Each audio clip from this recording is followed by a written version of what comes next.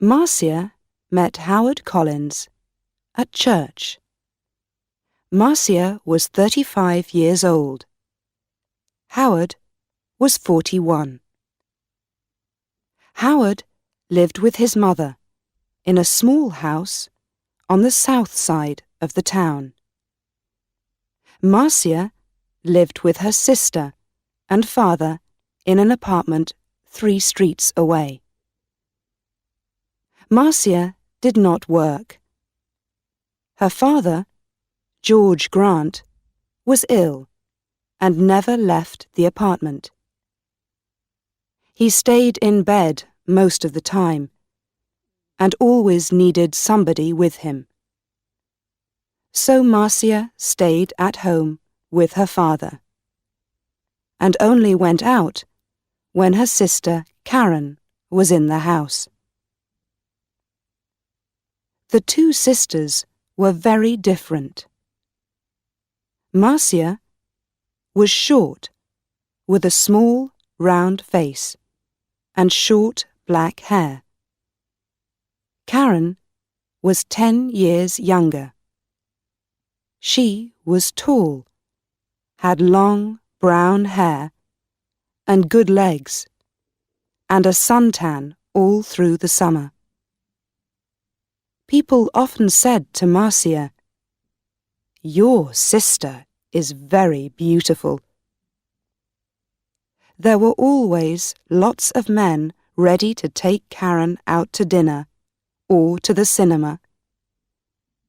But Marcia stayed at home.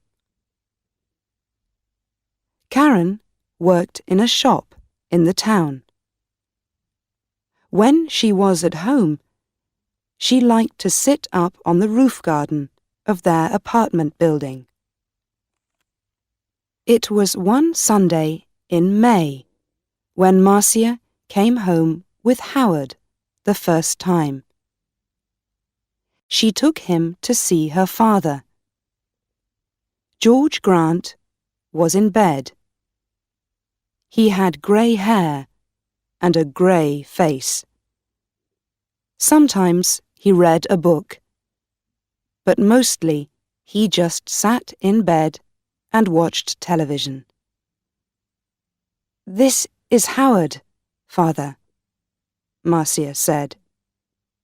"He works at the hospital, and we met at church. I told you about him last week. Do you remember?" "No," her father said, and he turned his face away, back to his television.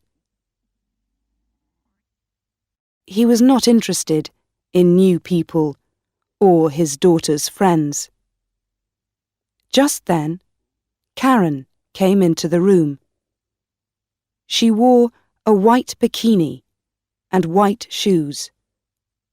She smiled at Howard. "So you're Howard," she said. "My big sister has got a boyfriend at last." Howard's face went red, and he looked down at his feet. Karen laughed. "Come on up to the roof garden and have some wine. The sun is wonderful this morning." "Oh, Howard began. Marcia looked angrily at her sister. But then she said, "Yes, I must get Father a drink. See you in a minute, Howard. Go up to the roof and talk to Karen."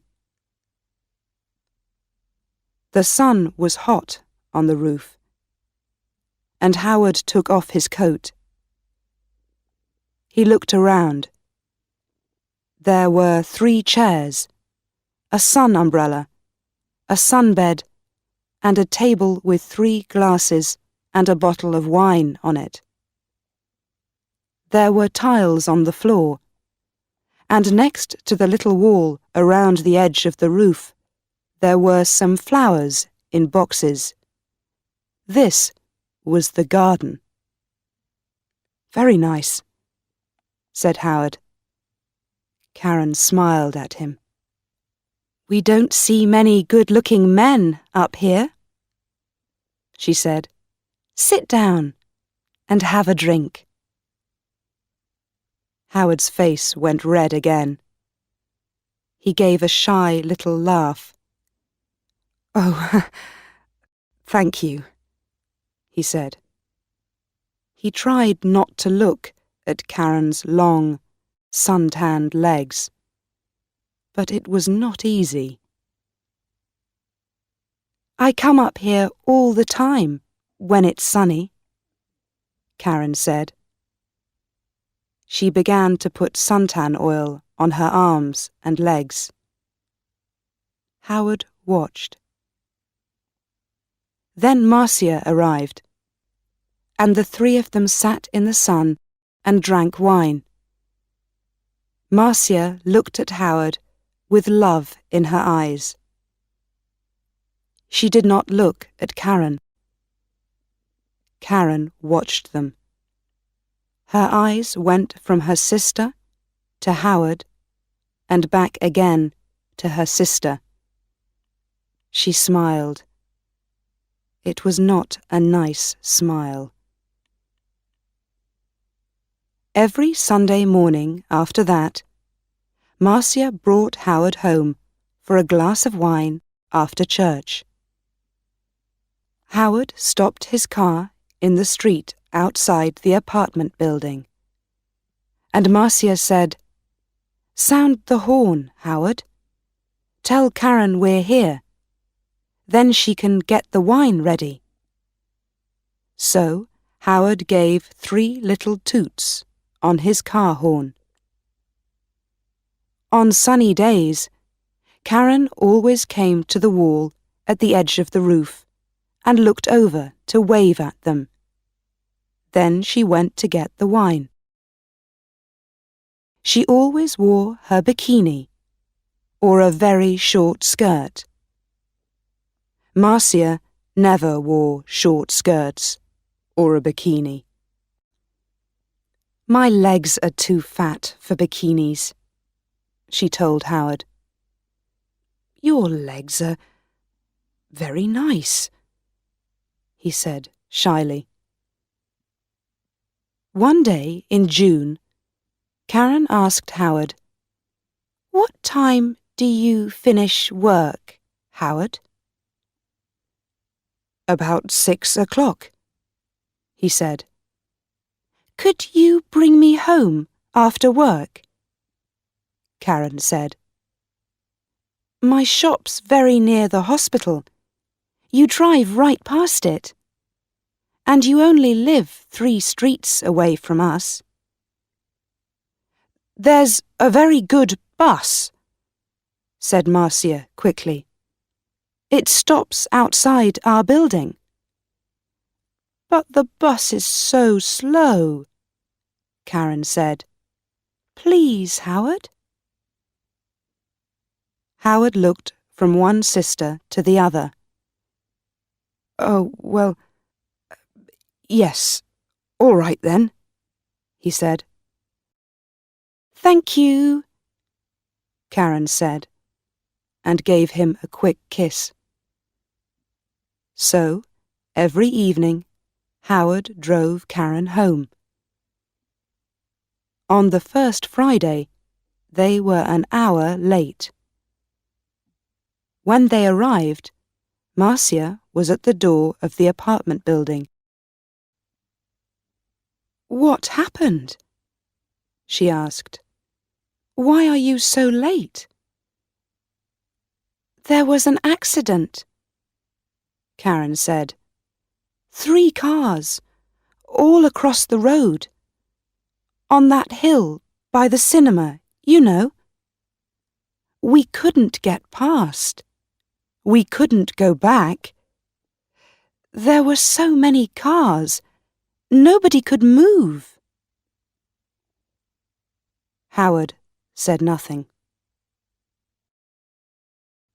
It was a long, hot summer that year.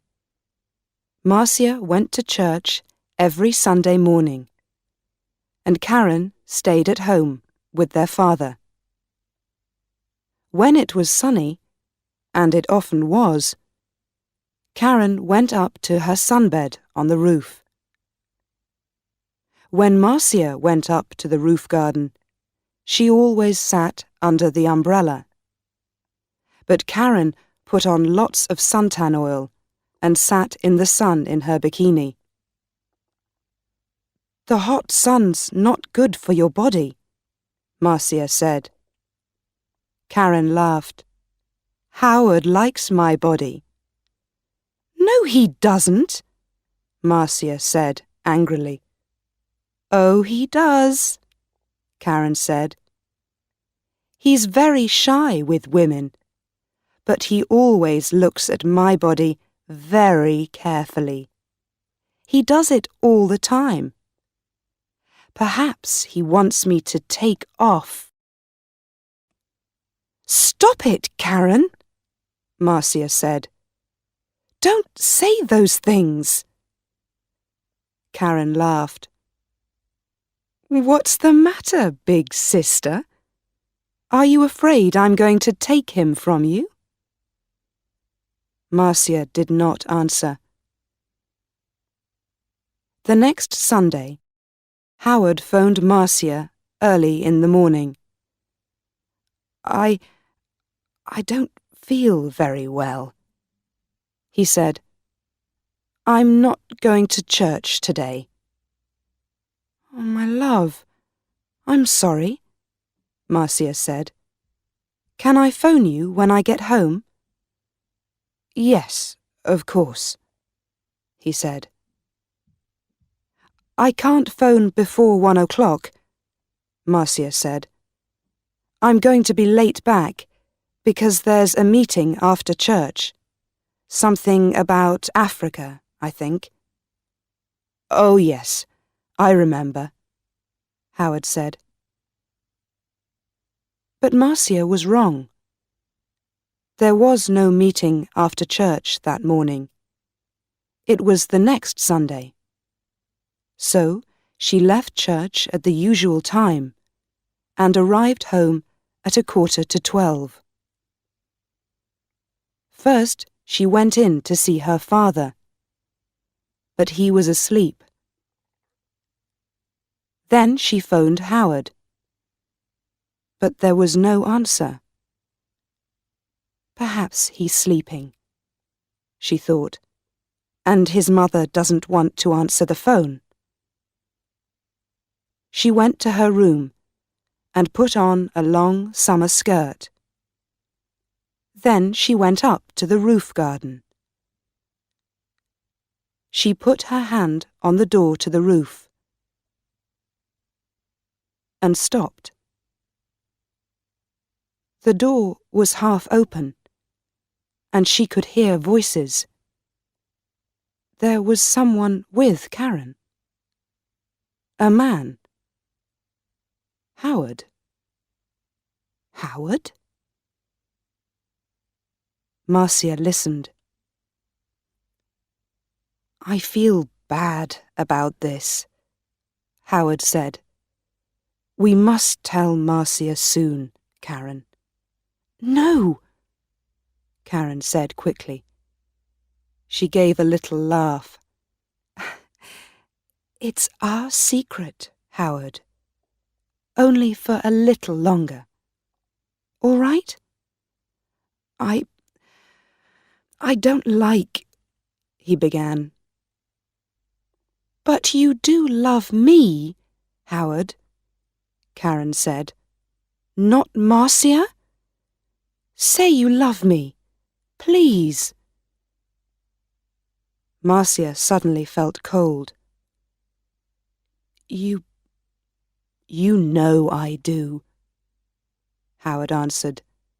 "But—" Karen kissed him. "It's our little secret." "Oh, is your car outside, my love? We don't want Marcia to see it." "I didn't bring my car," Howard said. "I walked here." "Good," Karen said. "But it's getting late. You must go, before she comes home." They kissed again. "See you tomorrow. Usual time, usual place," said Karen. "Now go." Marcia moved quickly and quietly away from the roof door and ran to her bedroom. She did not want Howard or Karen to see her. She heard their voices. Then the front door of the apartment opened and closed. Howard was gone. Marcia sat on her bed for an hour. Why, she thought. Why does she do it? I stay at home with an old man all the time. I can't go out to work. I can't make new friends. I can't meet new people. I go shopping once a week, and I go to church once a week. That's all. And then I met Howard. When he said, "I love you," I was so happy. And now? Karen had everything. Good looks, a job, friends. She was young. She was beautiful. She could have any man. So why Howard? Why? It's not because she wants him, Marcia thought. It's because I love him. It's because she doesn't want me to be happy. But you do love me, Howard, not Marcia? You know I do. Was it true? Did Howard love Karen and not her? No. He saw only the beautiful, sun-tanned body. He didn't know her. She's not going to have him, Marcia thought. Every evening that week, Howard drove Karen home after work. And every evening, they got later and later. The next Sunday, Marcia didn't go to church. "I've got a bad head," she told Karen. "I just phoned Howard and told him. And he's coming here after church, as usual. I'm going back to sleep for an hour or two." And she went into her bedroom and shut the door. Later in the morning, when Karen was with their father, Marcia went up to the roof garden. Karen's bottle of suntan oil was on the table, and Marcia smiled. When Karen came up to the roof, Marcia was in her chair under the umbrella, with a book in her hand. "Oh, is your head better?" Karen asked. "Yes, thanks," Marcia said. Karen wore her bikini, a new yellow one. She opened her bottle of suntan oil. "Oh, there's not much here," she said. "I must get some more." She began to put some oil on her legs. 20 minutes later, Howard stopped his car in the street below. Up on the roof, Karen and Marcia heard the usual 3 little toots on his car horn. "He's here!" Karen said excitedly. "Your man's here, big sister!" and she laughed. Yes, Marcia thought. My man, not yours, Karen. Karen jumped up from her sunbed. She ran to the wall at the edge of the roof to look down and wave to Howard. She had no shoes on, and at the wall her feet suddenly slipped away from under her. "Ah!" she cried. She fell forward and put out her hands to grab the wall. But the top of the wall was slippery too. Her hands could not hold it, and slipped away, off the wall, over the edge.